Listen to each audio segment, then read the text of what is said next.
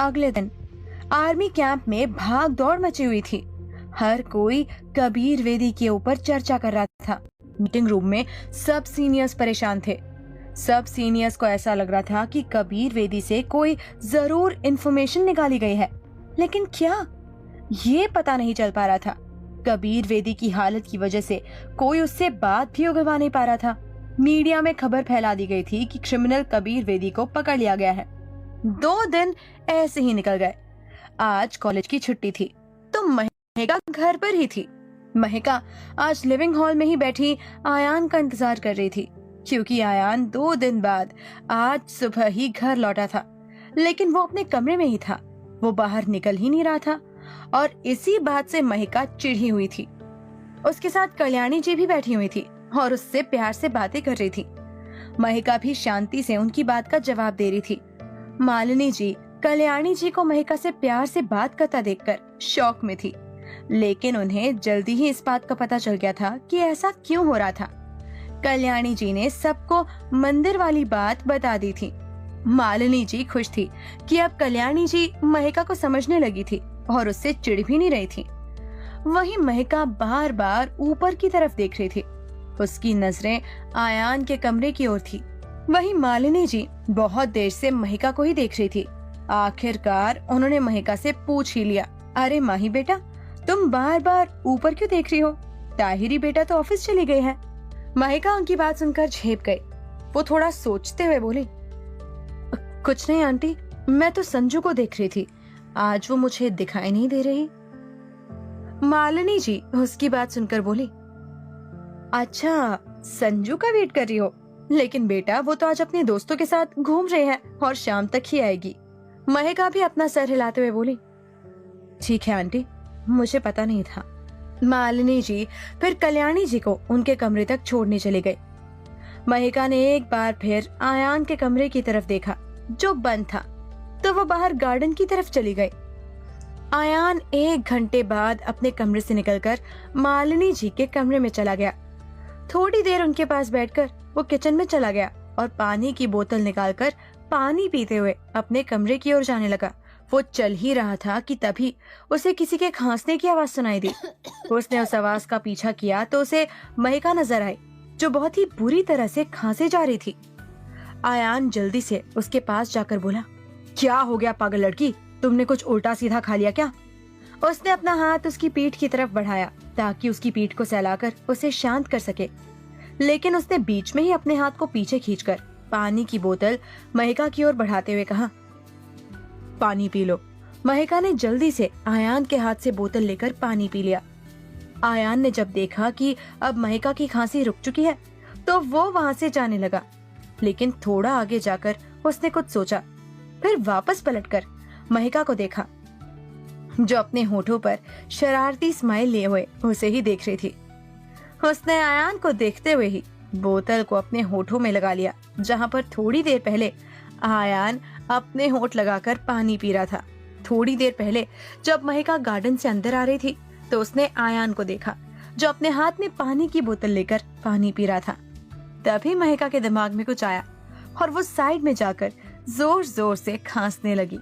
उसे पता था कि आयान जरूर उसकी तरफ आएगा। आयान समझ गया था कि महका ने उसके साथ मजाक किया। आयान ने महका को गुस्से से देखा, लेकिन महका ने उसे देखकर अपनी एक आंख को दबा दिया। ये आयान के गुस्से को हवा देने के लिए काफी था। आयान महका की ओर गुस्से से बढ़ने लगा। वो महका को कुछ कह पाता कि उससे पहले ही उनके पीछे से आवाज आई, अरे माही, आयान, तुम दोनों यहाँ क्या कर रहे हो? आयान ने पीछे मुड़कर देखा तो मालिनी जी उनकी तरफ ही आ रही थी। आयान उनसे बोला, कुछ नहीं माँ, मैं बस अपने कमरे में जा रहा था। महका ने आयान को देखा, जो मालिनी जी के वहां मौजूद होने पर अपने गुस्से को कंट्रोल करने की कोशिश कर रहा था। मालिनी जी आयान से बोली, अच्छा जा, तू आराम कर, दिन रात बस काम करता है, थोड़ा आराम भी दे दे खुद को। इतना कहकर मालिनी जी महका को देखकर मुस्कुराई और वहां से किचन में चली गई।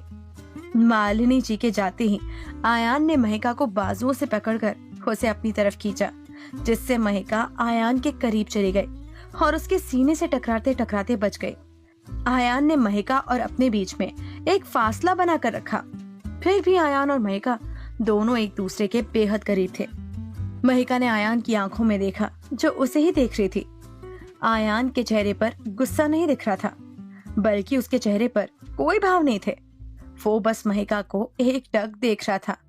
आयान का ऐसा देखना ही महिका की धड़कनों को बढ़ाने के लिए काफी था। महिका आयान की आंखों में झांक रही थी और वो उनमें खोने लगी। आयान भी महिका की उन खूबसूरत आंखों में डूबने लगा। आयान ने महिका को अपने और करीब कर लिया, जिससे उनके बीच का फासला भी खत्म हो गया।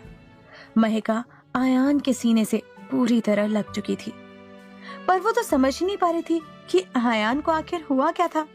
वो गुस्सा था या फिर कुछ और बात थी। आयान के चेहरे से भी कुछ पता नहीं चल पा रहा था।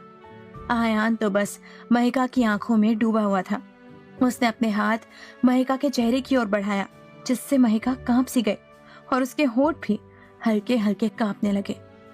आयान को अपने इतने पास देखकर महिका को तो ये कोई सपना ही लग रहा था। महिका की हालत देखकर आयान के चेहरे पर एक टेढ़ी स्माइल आ गई। आयान अपना चेहरा उसके करीब करते हुए एक फूंक मारता है, जिससे महिका के पूरे शरीर में एक सनसनी सी दौड़ गई। महिका को अपने पेट में गुदगुदी सी महसूस हो रही थी। महिका ज्यादा देर आयान को देख नहीं पाई और उसने अपनी गर्दन झुका ली।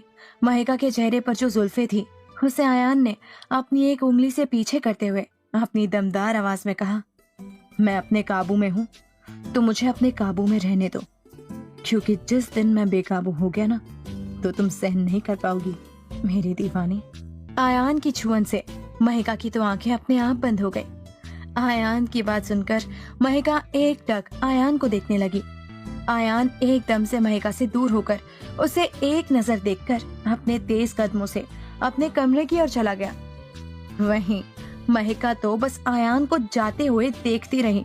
महिका ने एक बार फिर अपने दिल पर हाथ रखा, जिसके धड़कने की कोई लिमिट ही नहीं रही थी। महिका ने खुद को शांत किया और अपने हाथ में पकड़ रखे पानी की बोतल को एक ही सांस में खाली करके एक गहरी सांस ली। उसे आयान से ऐसी उम्मीद नहीं थी। आयान को याद करके महिका के चेहरे पर एक प्यारी सी स्माइल आ गई थी। वहीं एक रेस्टोरेंट में संजू और टीना अपनी एक और दोस्त स्नेहा के साथ बैठकर लंच करने रेस्टोरेंट में आई थी। संजू ने दोनों का दिमाग खा खा कर खराब कर दिया था। वो खाना कम और उन दोनों का दिमाग ज्यादा खा रही थी और वो दोनों कुछ कर भी नहीं सकते थे। तभी संजू उन दोनों से बोली, अरे तुम दोनों मुझे ऐसे क्या देख रहे हो, खाना खाओ ना अपना। स्नेहा एक स्माइल के साथ बोली, अरे ऐसे कैसे हम खाना खा सकते हैं, आखिर हमारे सामने एक राजकुमारी बैठी है, तो हम उनकी बातों को नजरअंदाज थोड़ी ना कर सकते हैं। संजू ने स्नेहा को घूर कर देखा और फिर हंसते हुए बोली, अच्छा अगर ऐसी बात है तो ठीक है, चलो अब तुम दोनों ने मान ही लिया है कि मैं किसी राजकुमारी से कम नहीं हूँ। इतना कहकर उसने एटीट्यूड से अपने बालों को पीछे की तरफ झटक दिया और अपना खाना खाने लगी। स्नेहा उसकी बात सुनकर उसे मारने के लिए अपनी सीट से उठ ही रही थी कि टीना उसे रोकते हुए बोली, अरे क्या कर रही है, चल खाना खा पहले। स्नेहा ने भी मुंह बनाते हुए खाना खा लिया। संजू और स्नेहा हमेशा एक दूसरे से लड़ती रहती थी और एक दूसरे को चिढ़ाने का मौका बिल्कुल नहीं छोड़ती थी, लेकिन एक दूसरे का ख्याल भी बहुत रखती थी, एक दूसरे को परेशान भी बहुत करती थी और इन दोनों के बीच हमेशा टीना पिसती थी। खाना खाने के बाद तीनों ने अपनी अपनी पसंद की आइसक्रीम मंगवाई। संजू अपनी चॉकलेट वाली आइसक्रीम को चाट चाट कर खा रही थी, तो स्नेहा उसे ठीक से खाने के लिए कह रही थी, लेकिन संजू के ऊपर उसकी बात का कोई असर थोड़ी ना हो रहा था। टीना ने अपनी आइसक्रीम खत्म कर ली थी। उसका ध्यान बातों में कम और खाने में ज्यादा था। उसने अपनी आइसक्रीम को खत्म करके स्नेहा और संजू की तरफ देखा, जो अभी भी झगड़ रही थी। तभी संजू ने अपनी स्पून से आइसक्रीम भरकर स्नेहा के चेहरे पर लगा दिया, जिससे स्नेहा पागल हो गई और वो जोर से चिल्लाई, संजू अब मैं तुझे नहीं छोड़ूंगी। जब संजू को लगा कि स्नेहा अब बस उसे पकड़कर मारने ही वाली है, तो वो जल्दी से अपनी आइसक्रीम उठाकर वहां से भागने लगी। स्नेहा एक टिश्यू पेपर को उठाकर संजू के पीछे भागी और संजू हंसते हुए पीछे की ओर देखकर भाग ही रही थी, इसलिए सामने से आ रहे एक शख्स पर संजू का ध्यान ही नहीं गया, जिससे वो टकरा गई। संजू की सारी आइसक्रीम सामने वाले शख्स के कपड़ों में लग गए और टक्कर की वजह से संजू नीचे जमीन पर गिर गए। संजू को गिरता हुआ देखकर स्नेहा और टीना जल्दी से उसकी तरफ भागे। संजू की कमर में चोट लग गई थी और वो अपनी कमर पर हाथ रखकर करहाते हुए बोली, मेरी कमर तोड़ दी, देखकर नहीं चला जाता क्या अंधे इंसान। संजू की बात पर सामने से एक गुस्से भरी आवाज सुनाई दी, अंधा मैं नहीं अंधी तुम हो, जिसे ना तो चलना आता है और ना ही चलाना। एक जानी पहचानी आवाज सुनकर संजू ने अपना सर उठाकर ऊपर देखा, जहां उसे वैभव सिंह दिखाई दिया, जो उसे ही खा जाने वाली नजरों से घूर रहा था। वैभव को अपने सामने देखकर संजू ने उसे तुरंत पहचान लिया। वो उठकर अपना चश्मा ठीक करते हुए बोली, ओह, तो आप है वो अंधे इंसान जो कभी किसी की छोटी सी स्कूटी को तोड़ देते हैं तो कभी सामने से आ रही एक मासूम सी लड़की को धक्का देकर गिरा देते हैं। ये सुनकर तो वैभव गुस्से से उबलने लगा। टीना भी वैभव को वहाँ पर देखकर चौंक गई थी। वो संजू के कान में बोली, देख संजू, गलती तेरी है, तू पीछे देखते हुए भाग रही थी, बेवजह झगड़ मत इनसे। वहीं स्नेहा को कुछ समझ नहीं आ रहा था, वो बस कंफ्यूज होकर उन्हें देख रही थी। वैभव संजू को उंगली दिखाते हुए बोला, अच्छा, अभी भी अपनी गलती का मटका मेरे सर पर मारोगी, और जो तुमने मेरे कपड़े खराब किए उसका क्या। वैभव की बात सुनकर संजू का ध्यान वैभव के ऊपर गया, जिसने व्हाइट शर्ट पहन रखी थी और संजू की वजह से उसकी व्हाइट शर्ट पूरी चॉकलेट आइसक्रीम में रंग चुकी थी। संजू ये देखकर घबरा गई थी। उसे ये बात अच्छे से पता थी कि आज भी गलती उसकी ही थी। अगर वो गलती मान लेती तो ये उसकी हार होती, और वो हारना बिल्कुल नहीं चाहती थी। वो अपनी नजरें उसकी शर्ट पर से हटाते हुए बोली, हाँ तो इसमें मेरी क्या गलती? गलती आपकी है जो बिना देखे आगे चल रहे थे और अपने बेस्ट फ्रेंड के साथ बिजी थे। कम से कम अपने बेस्ट फ्रेंड से ध्यान हटाकर सामने से आ रही मासूम लड़कियों को भी देखना चाहिए। संजू की ये बात सुनकर टीना ने अपना सर पीट लिया। तभी टीना की नजर स्नेहा पर गई, जो उन दोनों को कंफ्यूज होकर देख रही थी। तो टीना ने उसे साइड में ले जाकर उस दिन के एक्सीडेंट के बारे में सब बता दिया। वैभव पहले तो कंफ्यूज हो गया कि ये किसे उसका बेस्ट फ्रेंड बता रही थी और वो कब अपने बेस्ट फ्रेंड के साथ बिजी हुआ। पर फिर उसने संजू से पूछा, वैसे बंदरिया, तुम किसे मेरा बेस्ट फ्रेंड कह रही हो? आखिर संजू किसे वैभव का बेस्ट फ्रेंड बता रही थी? आखिर क्यों महिका ने ताहिरी को ही कानपुर जाने को कहा? इन सभी सवालों के जवाब जानने के लिए सुनते रहिए हुई तेरी दीवानी, सिर्फ पॉकेट एफएम पर।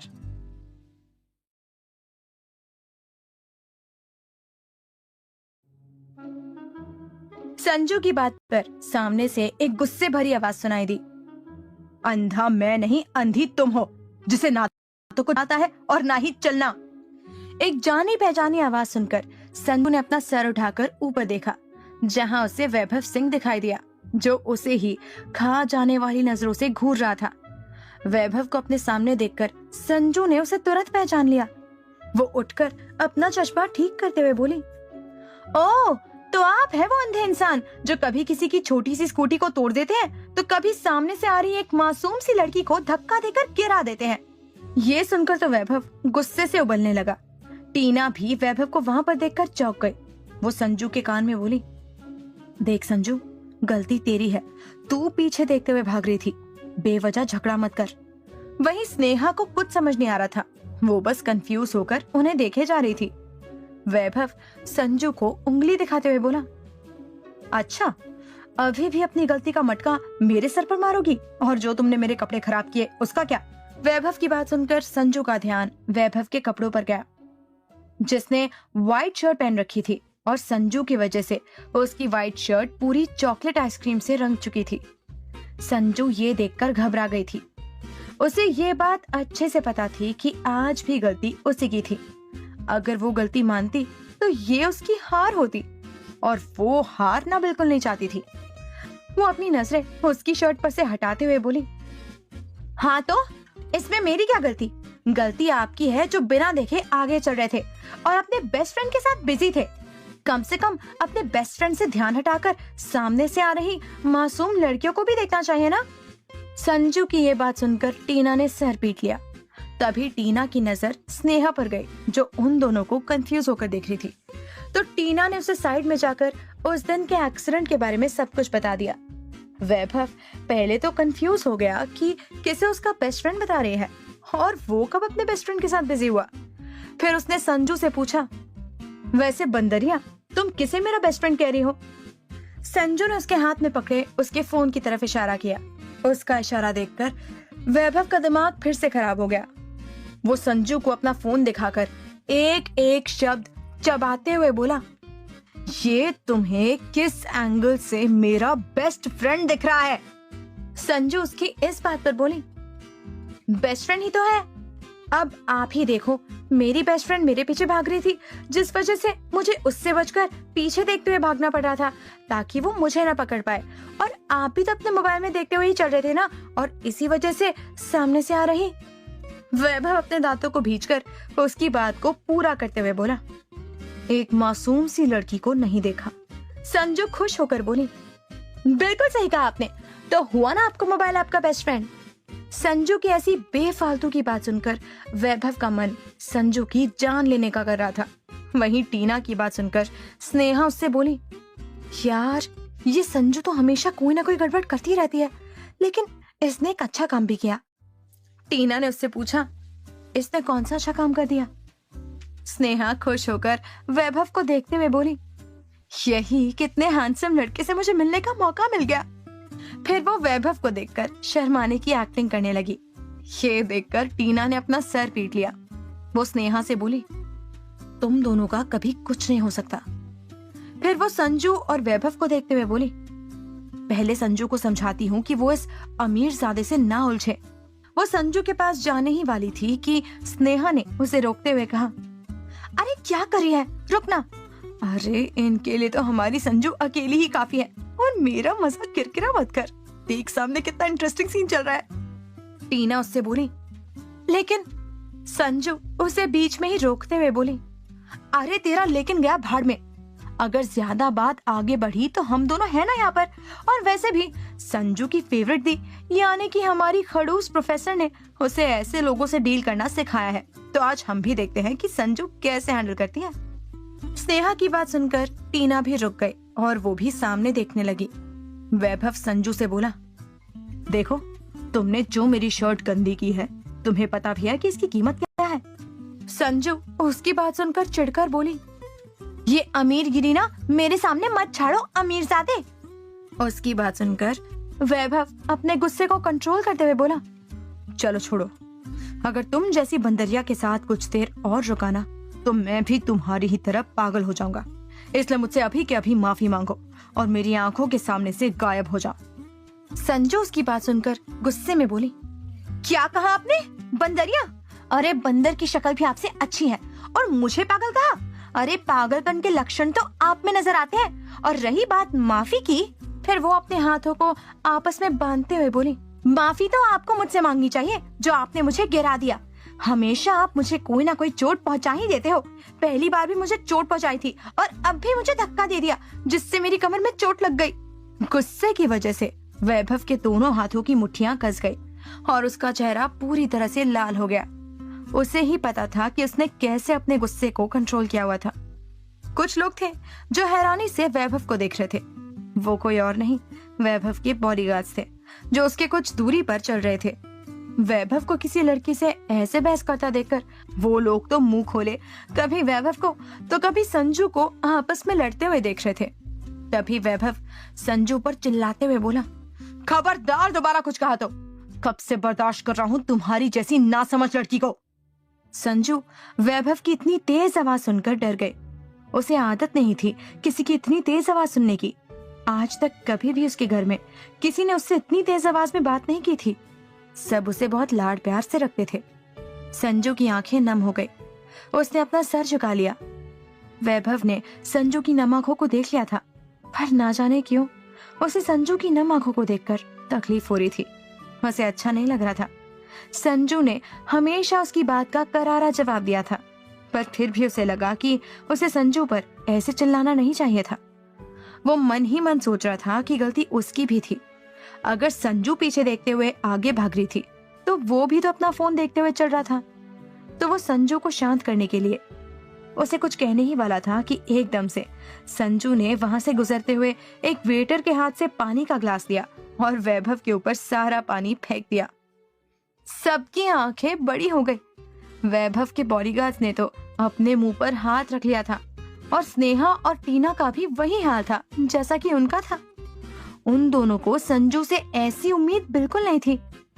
वहीं वैभव के तो जैसे तन बदन में आग ही लग गई थी। उसने अपना हैंकी निकालकर पहले अपने चेहरे से पानी को साफ किया और फिर उसने गुस्से से उसी वेटर से 2 ग्लास पानी लेकर संजू के ऊपर दोनों ग्लासेस खाली कर दिए। संजू पूरी तरह से गीली हो चुकी थी। वो अपना चश्मा अलग करके गुस्से से वैभव को देखने लगी। तभी वैभव आकड़ कर बोला, क्यों चश्मिश, अब कैसा लगा तुम्हें? संजू गुस्से में बोली, आपकी हिम्मत कैसे हुई मुझ पे पानी गिराने की? वैभव भी गुस्से में बोला, जैसे तुम्हारी हिम्मत हुई मेरे ऊपर पानी फेंकने की। संजू वैभव के थोड़ा पास आकर ऊपर देखते हुए बोली, हाँ तो आपको किसने हक दिया मेरे ऊपर ऐसे चिल्लाने को? हाँ बोलो, आज तक मुझसे कभी किसी ने ऐसे बात नहीं की। संजू वैभव से अपनी बाजुओं को छुड़ाते हुए बोली, हाँ तो आज तक किसी लड़की की इतनी हिम्मत नहीं हुई कि वो मुझसे बहस कर सके। कोई भी मेरे सामने टिक नहीं सकती और तुम शुक्र मनाओ कि मैं तुम्हें छोड़ रहा हूँ, वरना अब तक तो तुम्हारा इस दुनिया से नामो निशान मिट चुका होता।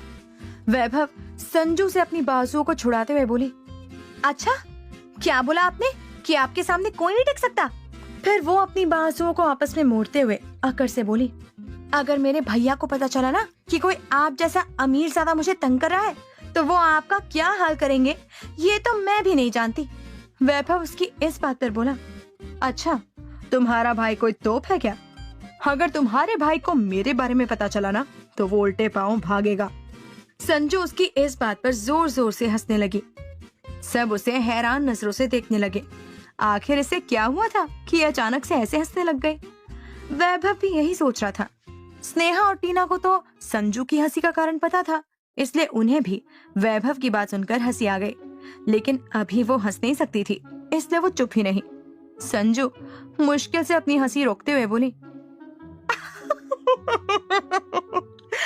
क्या कहा आपने? मेरे भैया उल्टे पांव भागेंगे? अगर मेरे भैया की नजरों में आप आ गए ना तो आप इस दुनिया में जन्म लेने से पहले ही 10 बार सोचेंगे। संजू की बात सुनकर वैभव के बॉडीगार्ड्स को बहुत हंसी आ रही थी। वैभव ने जब अपने बॉडीगार्ड्स को हंसते हुए देखा तो उसने सबको घूर कर देखा, जिससे सबने अपनी गर्दन झुका ली।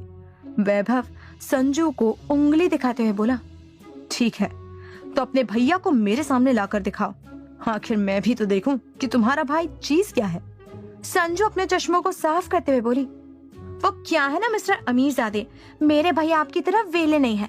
वो दिन रात बिजी रहते हैं और मैं बेमतलब में अपने भैया को परेशान नहीं करना चाहती। और आपके लिए तो मेरी दी ही काफी है। मेरी दी तो आप जैसे लोगों से ऐसे बात करती है कि सामने वाला दोबारा बोलने लायक नहीं बचता। वैभव अपने माथे पर उंगली फेरते हुए बोला, देखो मेरा तुम्हारे साथ अब बहस करने का कोई इरादा नहीं है, मेरे पास बहुत काम है। अभी तुम मेरे पैर छूकर मुझसे माफी मांगो, वरना। इतना कहकर उसने संजू को डराने वाले अंदाज में देखा। संजू वैभव की आंखों में देखते हुए सच में डर गई थी। वैभव की आंखें काफी खतरनाक लग रही थी। संजू अपनी थूक निकलते हुए बोली, हाँ तो एक डील करते हैं, मेरी दीदी को हराकर दिखाना। अगर मेरी दीदी को हरा दिया तो मैं आपसे माफी मांग लूंगी। वैभव उससे बोला, मेरे पास तुम्हारी जैसी फालतू लड़की के लिए वक्त नहीं है। अगर मैं अभी चाहूँ ना तो तुम्हें और तुम्हारी उस दी को, जिसका तुम बहुत गुणगान कर रही हो, तुम दोनों की वो हालत कर सकता हूँ कि किसी को मुंह दिखाने लायक नहीं रहोगी। वैभव की बात सुनकर संजू को बहुत गुस्सा आ रहा था। वो वैभव की आंखों में आंखें डालकर बोली, तुम मेरी बात मानो और मेरी दी को हरा कर दिखाओ, या फिर डर लग रहा है?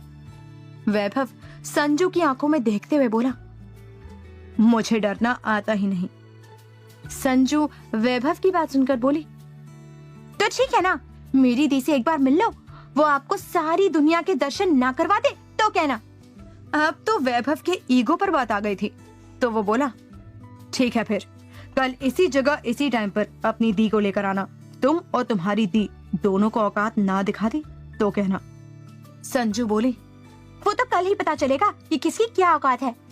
वैभव ने एक नजर संजू को देखा, तब जाकर उसका ध्यान संजू के ऊपर गया था। पानी गिरने से संजू का टॉप उसके शरीर से चिपक गया था। ये देखकर वैभव ने जल्दी से अपनी नजरें वहां से हटा ली। वैभव ने आसपास देखा तो वहां पर ज्यादा लोग नहीं थे, क्योंकि वैभव के बॉडीगार्ड्स किसी को वहां आने ही नहीं दे रहे थे। संजू का ध्यान अपने टॉप पर ना होकर वैभव को गुस्से से घूरने पर था। वैभव ने फिर उस वेटर को देखा जिसका ध्यान शायद संजू के टॉप के ऊपर था। ये देखकर वैभव की मुट्ठियां कस गई। उसे उस वेटर पर बहुत गुस्सा आ रहा था। वेटर को घूरता देखकर वैभव क्या करेगा उसके साथ? क्या होगा जब वैभव के सामने संजू की दी आएंगी? मयिका को अपने सामने देखकर वैभव क्या रिएक्शन देगा? इन सभी सवालों के जवाब जानने के लिए सुनते रहिए हुई तेरी दीवानी सिर्फ पॉकेट एफएम पर।